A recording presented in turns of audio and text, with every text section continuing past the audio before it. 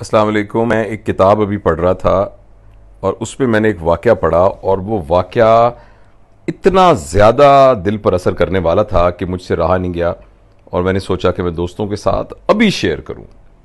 ہوا یہ کہ حضرت ابو ذر غفاری رضی اللہ تعالی عنہ کسی بات پر حضرت بلال کے رضی اللہ تعالیٰ عنہ کے ساتھ ان کا ڈفرنس آف اوپینین ہو گیا. تو اس میں حضرت بلال نے اپنی رائے دی اور بڑے ان کو کہا کہ یہ ایسے بات ہے اور یہ صحیح بات ہے. اس پر حضرت ابو ذر غفاری کو غصہ آیا اور انہوں نے ایک فکرہ ان کے منہ سے نکل گیا. انہوں نے کہا، اے کالی کلوٹی ماں کے بیٹے، اب تو ہمیں سمجھائے گا؟ اس طرح کی فریزز جو ہیں وہ عربی زبان میں اس طرح بولی جاتی ہیں. تو حضرت بلال نے جب یہ سنا تو ان کو بہت برا لگا. انہوں نے حضرت ابو ذر غفاری کو کچھ نہیں کہا، صرف یہ کہا کہ میں اس بات کو نبی کریم صلی اللہ علیہ وآلہ وسلم کے علم میں لے کے آؤں گا. اور آپ نے نبی کریم صلی اللہ علیہ وسلم کو بتایا کہ ابو ذر نے مجھے یہ کہا کہ اے کالی کلوٹی ماں کے بیٹے، اب تو ہمیں سمجھائے گا. نبی کریم صلی اللہ علیہ وسلم سے جب حضرت ابو ذر کی ملاقات ہوئی تو نبی کریم صلی اللہ علیہ وسلم نے یہ فرمایا جس کا مفہوم تھا کہ اے ابو ذر، ابھی بھی تیری جہالت نہیں گئی، تیری جہالت ابھی بھی ختم نہیں ہوئی. نبی کریم صلی اللہ علیہ وسلم کے منہ سے صرف اتنا سننا تھا کہ حضرت ابو ذر غفاری رونا شروع ہو گئے اور وہ مسجد سے باہر نکلے اور وہاں زمین پہ کچھ گیلی مٹی تھی، وہ انہوں نے مٹی اپنے روتے روتے منہ پر ڈال لی اور وہ باہر بیٹھ گئے اور انتظار کرتے رہے کہ جب حضرت بلال وہاں سے اٹھ کے آئیں گے.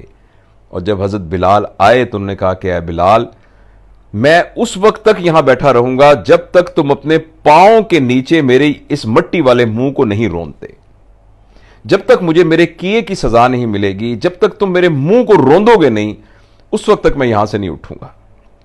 حضرت بلال آگے بڑھے، آپ نے اسی حالت میں حضرت ابو ذر کے چہرے کا بوسہ لیا اور ایک بہت تاریخی فکرہ کہا. انہوں نے کہا، بھلا میں ایسے پیر کو اپنے منہ سے کیسے مسل سکتا ہوں جس نے ایک دفعہ بھی اپنے اللہ کے سامنے سجدہ کیا ہو؟ یعنی ایک وہ شخص جو اللہ کا بندہ ہے اس کی اتنی توقیر ہے.